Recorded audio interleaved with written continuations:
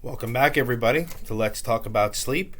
So, this is part 2 of questions answered for the month of August. Okay, so as I said in the video number 1, a lot of questions, a lot of comments, so thank you guys for interacting. Here's a continuation of that. We'll see how far we get today. There may be a part 3. We'll see. So, just as I always say, even if I'm answering your question specifically, these are for educational purposes only, okay? And here is my book, as I always also mention. So if you ask a question, thank you. Here will be the answer. If you made a comment, here will be the answer. And let's get right into part 2, shall we? Okay. So, in the video Ambien and the Other Z Drugs from a couple years back, Laura, Lora, wrote, Lunesta made me have a terrible taste in my mouth and throw 24/7. Nothing helped. I could throw up just thinking about it. So it's an interesting question or interesting comment, Laura. During my sleep boards 10 years ago, board exams are nasty, but there was one question I remember that I actually, not to brag, I did actually very well, but there was one question I know specifically that I got wrong. It was actually on Lunesta. It said, which of the following medications are known to leave a metallic or a bad taste in someone's mouth?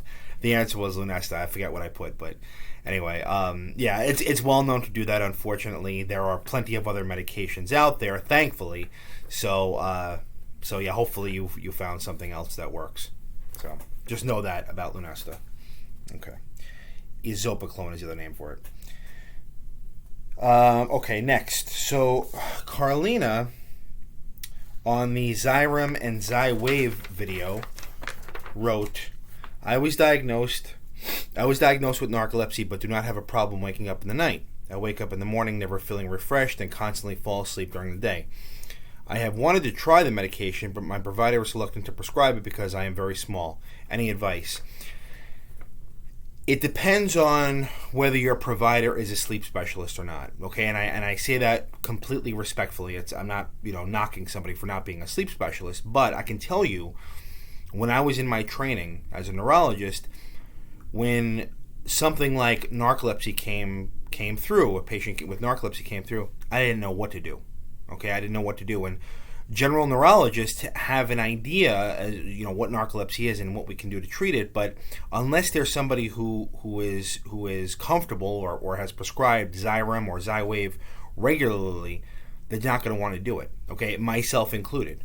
After I did my training and I started prescribing it more, I got comfortable with it. And I prescribe Xyrem and Xywav all the time now. Not all the time, for narcolepsy patients.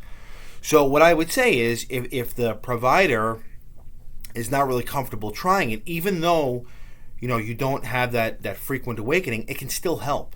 All right. So what I would say is maybe have a discussion with them. Look and say, I know, I'm small. I know that I don't have awakenings throughout the night, but I do think this is something I want to try. And if he still says no, he or she still says no after that, I would say maybe go get a second opinion. Okay, but I would go to a sleep specialist. Perhaps maybe a sleep neurologist might be best. Okay, somebody who is board certified in sleep medicine and neurology like myself. Okay, that'd probably be the way to go if this person just will not do it. Like I said, it's a very bizarre medication. Not everybody's comfortable prescribing it, so I'm not surprised to hear that. All right, hope that helps. Jacqueline wrote, in your experience, could Xyrem cause central sleep apnea? Okay, so for everybody to be on the same page, central sleep apnea is a little bit different than obstructive sleep apnea.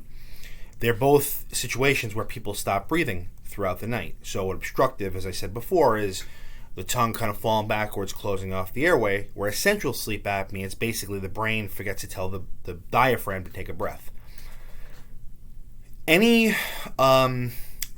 You tend to see central sleep apnea in cases where somebody has congestive heart failure, or opiate medications are well known to do that. But really any kind of medicine that can really knock somebody out has the potential to cause respiratory depression, okay, which is basically another way of saying they stop breathing, okay, or they don't breathe as deeply. It becomes more shallow.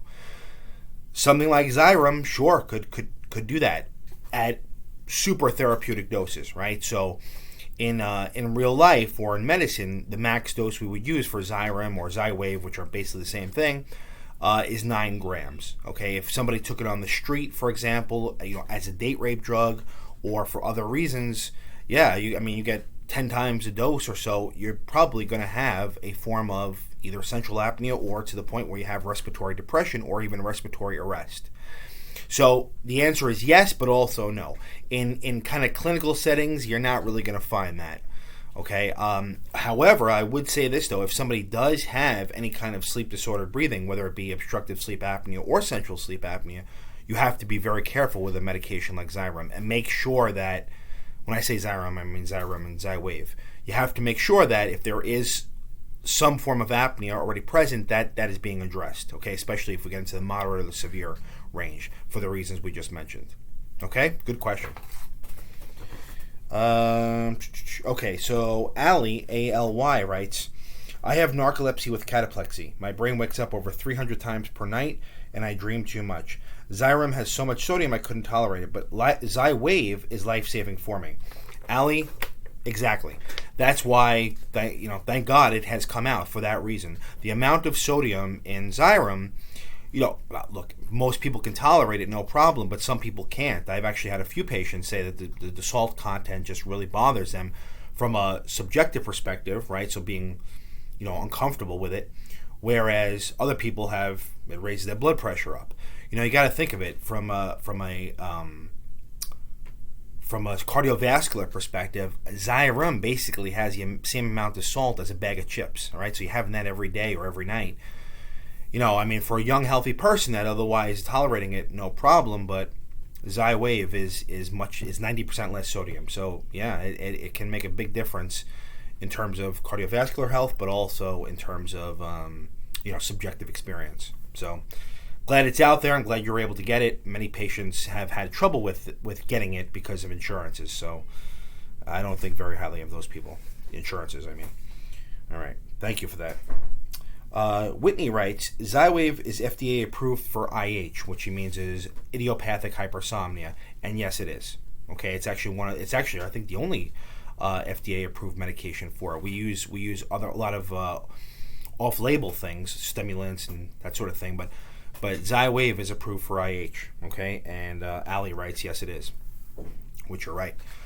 So so idiopathic hypersomnia, as we're all on the same page here. I did a video about that.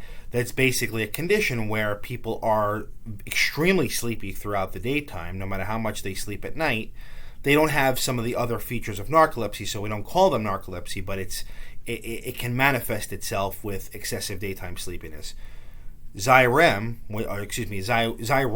which is the original form of the medication we're talking about in this video, that is not approved for IH, but people have been using it kind of in anecdotal situations, and it seems to work. But Xywav, the new one that just came out, the low sodium version, has been approved. So I haven't prescribed it for an IH patient yet, but it's definitely on the back burner. So I'm glad you brought that up. So I think we'll stop here. We're almost at 10 minutes. So I guess we'll do part 3. So thank you for everybody for your comments and your comments and your questions. Keep them coming. Look for part 3. And until next time, sleep well.